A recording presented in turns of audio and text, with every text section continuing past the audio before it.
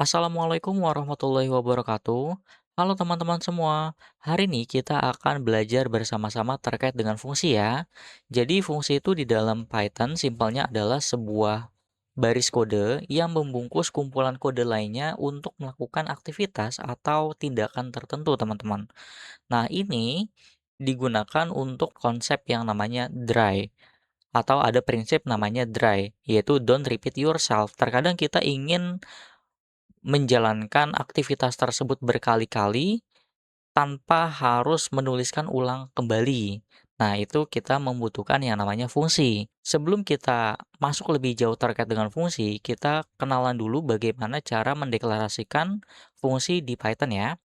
Jadi, untuk membuat fungsi di dalam Python, teman-teman harus menggunakan keyword namanya def. Def ini artinya define. Kita mendefinisikan sebuah fungsi. Namanya apa? Namanya di sini saya kasih sapa_dunia. Kalau teman-teman ada 3 suku kata atau lebih, jangan lupa dikasih jembatan underscore ya. Kemudian dikasih kurung buka kurung tutup biasa dan juga titik 2. Nah, di dalam fungsi ini, teman-teman mau melakukan aktivitas apa? Di sini saya mau menyuruh Python untuk mencetak tulisan menggunakan print ya. Ini saya coba jalankan terlebih dahulu. Kalau udah ke-checklist seperti ini, berarti sudah berhasil tersimpan di dalam memori komputer kita. Python sudah menjalankannya dengan baik, tapi memang belum muncul output apapun teman-teman karena kita baru mendefinisikan aja, baru mendeklarasikan aja. Untuk bisa mendapatkan output yang ada di dalam fungsi ini, ya, dari si perintah print, teman-teman harus memanggil fungsi ini. Jadi fungsi itu dia tidak akan menjalankan prosesnya apabila tidak dipanggil. Nah, untuk memanggilnya cukup mudah, teman-teman tinggal tuliskan aja nama fungsinya ya, diakhiri dengan kurung buka kurung tutup biasa. Gini, kalau di dalam kurung buka kurung tutup biasa pada saat proses pendeklarasian fungsi tersebut itu kosong ya, di sini kosong, maka teman-teman pada saat proses pemanggilan juga dikosongkan aja gitu. Cukup sertakan kurung buka kurung tutup biasanya. Ini saya coba jalankan, maka fungsi tersebut akan mengeksekusi semua baris kode yang ada di dalamnya, yaitu si print ya, dan ditampilkan sebagai output di sini. Lalu di fungsi ada yang namanya parameter nih, teman-teman. Jadi misalnya saya mencoba untuk membuat fungsi baru, namanya tuh adalah sapa pengguna. Nah, parameter itu simpelnya dia adalah seperti variabel, hanya saja dia ada di dalam fungsi. Jadi pada saat proses, pembuatan fungsi, nanti fungsinya ini dia dapat menerima nilai dari luar. Namanya tentu boleh bebas, di sini saya kasih nama, dan nanti fungsi ini akan menjalankan perintah print pada saat dia dipanggil ya. Misalnya di sini saya coba jalankan, dia tereksekusi tapi belum menampilkan outputnya karena kita baru mendefinisikan saja. Teman-teman misalnya mau menjalankan fungsi ini, mencetak tulisan halo, selamat datang di series belajar Python. Namanya tuh kita kasih Budi yang pertama. Kemudian teman-teman mau mendapatkan output yang sama juga, hanya saja nama orangnya tuh berbeda. Teman-teman nggak usah buat perintah print lagi karena kita udah membungkusnya ke dalam sebuah fungsi ya. Teman-teman cukup panggil aja nama fungsinya apa, dan karena dia menerima satu nilai dari luar, ada parameter yang menampung nilai tersebut, maka jangan lupa kita isikan nilainya ya. Nah, yang di dalam fungsi pada saat proses pendeklarasian itu disebutnya sebagai parameter, dan pada saat proses pemanggilan, nilai yang kita berikan itu disebutnya sebagai argumen. Nah, di sini saya coba jalankan, outputnya mirip-mirip ya, serupa, hanya saja bedanya tuh di bagian namanya ya, gitu teman-teman. Kemudian ada lagi bagian dari fungsi yang harus teman-teman pahami, yaitu perbedaan antara keyword return dan juga fungsi print. Misalnya di sini saya mencoba mendefinisikan fungsi baru namanya tambah print. Dia menerima dua buah parameter, dipisahkan dengan koma. Kalau teman-teman mau menambahkan 5 parameter, 10 parameter, dipisahkan dengan koma aja. Namanya tentu boleh bebas. Nah, fungsi tambah print ini di dalamnya dia akan mengeksekusi fungsi print ya. Dia menjalankan, tulisan atau mencetak tulisan hasil di dalam print penjumlahan antara A dan juga B. Ini saya coba jalankan terlebih dahulu. Kemudian saya definisikan lagi fungsi baru namanya tambah underscore return. Dia menerima dua parameter juga, mirip-mirip, hanya saja kalau yang sebelumnya itu pakai print, yang baru ini dia menggunakan keyword return ya, tanpa ada tulisan hasil di dalam print gitu. Karena ini kita menggunakan return. Return itu adalah keyword, print ini adalah sebuah fungsi ya. Sini saya coba jalankan. Oke, nah kemudian untuk kita bisa melihat perbedaannya, kita coba jalankan yang hasil A terlebih dahulu. Hasil underscore A ini adalah sebuah variabel yang kita definisikan di luar fungsi. Di dalamnya kita isikan 5,5 karena ada dua parameter ya yang kita buat sebelumnya. Ini saya eksekusi melalui variabel hasil A, tapi hasil A-nya ini tidak menampung apapun. Gimana kalau hasil B? Hasil B-nya ini menampung fungsi tambah return dengan nilai 5,5. Kalau saya jalankan, maka dia tidak menampilkan output apapun ya. Nah, supaya tampil outputnya, kita harus ketikkan lagi hasil underscore B. Baru muncul outputnya yaitu 10. Artinya, kalau di dalam fungsi tersebut ada perintah print, baik itu pada saat proses pemanggilan kita menggunakan sebuah variabel seperti hasil A di sini, ataupun tidak, dia akan otomatis langsung dieksekusi. Sedangkan kalau di dalam fungsinya itu ada return-nya, maka hasil return tersebut akan ditampung ke dalam sebuah variabel yang kita definisikan di luar. Gitu perbedaannya, teman-teman. Semoga dapat dipahami ya. Di sini misalnya saya coba jalankan, ini hasil A yang print, hasil A aja langsung, kemudian hasil B, dan hasil B-nya ini saya coba kalikan dengan 2. None ini adalah objek, cuma objek kosong, 10 ini adalah objek berdasarkan hasil yang kita isikan. Nah, karena hasil B ini ada isinya, maka variabel hasil B bisa kita lakukan proses lebih lanjut. Di sini misalnya hasil B dikalikan dengan 2, hasilnya yang terbaru adalah 20. Jadi kalau print itu tidak bisa kita apa-apakan, dia hanya dalam bentuk tampilan aja, sedangkan kalau objek itu bisa kita operasikan lebih lanjut ya. Yang dikembalikan oleh sebuah fungsi itu adalah objek. Tapi kalau objek none itu tidak bisa kita operasikan lebih lanjut karena dia hanya kosong saja. Yang selanjutnya ada default parameter dan juga keyword argumen ya teman-teman. Saya mencoba membuat fungsi baru namanya itu adalah hitung total harga.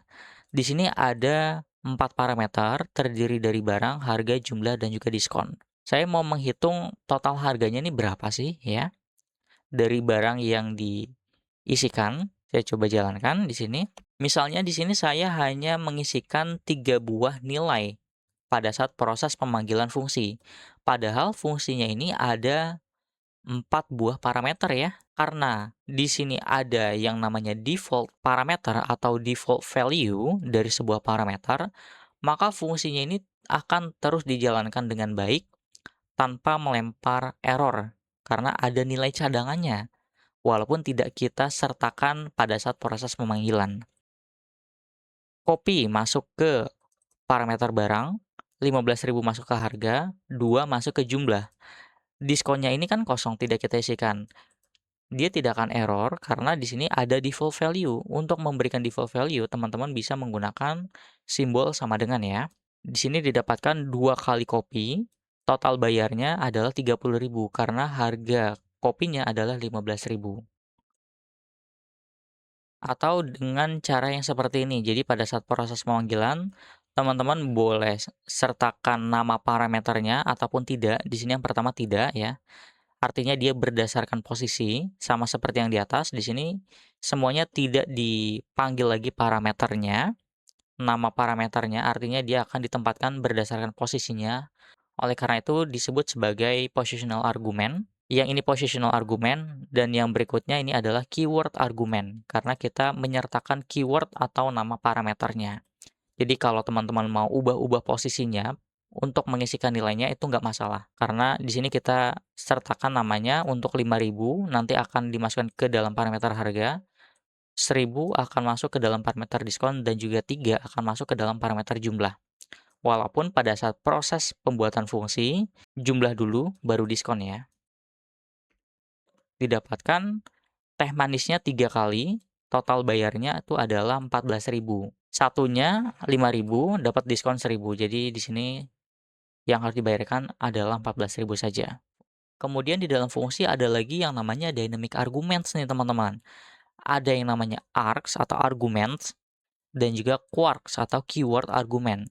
Yang menjadi pembeda itu adalah simbolnya. Kalau args itu 1 simbol bintang, kalau quarks itu 2 simbol bintang. Ini yang args kita bisa mendapatkan banyak nilai pada saat proses pemanggilan secara posisional. Jadi kita cukup buat satu parameter pada saat proses pendeklarasian, misalnya di sini hanya angka, tapi pada saat proses pemanggilan kita bisa isikan sebanyak mungkin gitu. Nanti semua nilai ini akan ditampung oleh satu parameter ini. Kita nggak usah menyiapkan satu persatu wadah untuk masing-masing nilai ini. Kita coba jalankan.